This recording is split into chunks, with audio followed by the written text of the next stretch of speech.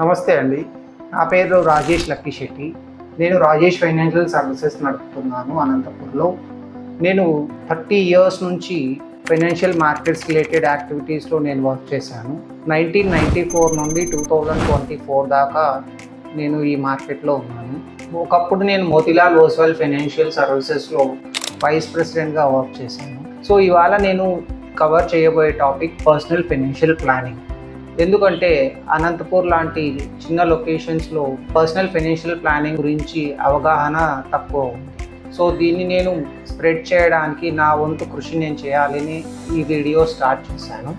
So personal financial planning అంటే personal financial ప్లానింగ్లోనే పేరులోనే ఉంది పర్సనల్. ఓకే, సో ప్రత్యేకంగా ప్రతి ఒక్క వ్యక్తికి డిఫరెంట్ ఫైనాన్షియల్ గోల్స్ ఉంటాయి. వాళ్ళకు సంబంధించిన ఫైనాన్షియల్ క్యాష్ ఫ్లో కూడా డిఫరెంట్గా ఉంటుంది, వాళ్ళ రిస్క్ టాలరెన్స్ కూడా డిఫరెంట్ ఉంటుంది. సో అందుకు ప్రత్యేకంగా ఎవరిదైతే ఫైనాన్షియల్ ప్లానింగ్ చేయాలో వాళ్ళు వాళ్ళకు రిలేటెడ్ ఇంపార్టెంట్ థింగ్స్ని వాళ్ళు ప్లాన్ చేసుకోవాలి.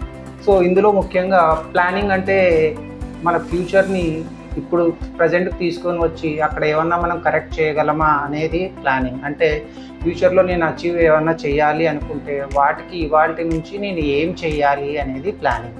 సో ఎందుకు ఇప్పుడు ప్లానింగ్ అనేది ఇంపార్టెంట్ అంటే మనకు ఏదైతే మనం పాస్ట్ని మనం కరెక్ట్ చేయలేము, అట్లీస్ట్ మన ఫ్యూచర్నన్నా కరెక్ట్ చేసుకోవాలి అంటే ఇవాళ నేను ప్లానింగ్ చేసుకుంటే దాన్ని మనము సక్రమంగా మన గోల్స్ని రీచ్ అవ్వడానికి దోహదపడుతుంది.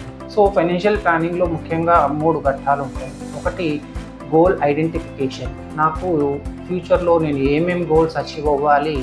తర్వాత గోల్స్ ప్లానింగ్, గోల్ ఐడెంటిఫికేషన్ తర్వాత గోల్ ప్లానింగ్లో ఎలాంటి వాటిలో నేను ఇన్వెస్ట్ చేయాలి, రైట్? అవి షార్ట్ టర్మ్ గోల్సా, మీడియం టర్మ్ గోల్సా, లాంగ్ టర్మ్ గోల్సా, వీటిని మనము లిస్ట్ అవుట్ చేసుకోవాలి. సో దీంట్లో తర్వాత మళ్ళీ మనము ప్రయారిటైజ్ చేసుకోవాలి which are wants, needs, okay, తర్వాత లగ్జరీస్ ఇలాగా. సో పర్సనల్ ఫైనాన్షియల్ ప్లానింగ్ ఎందుకు అవసరము, ఎందుకు చేయాలి అనేది నేను నెక్స్ట్ వీడియోలో మీకు చెప్తాను.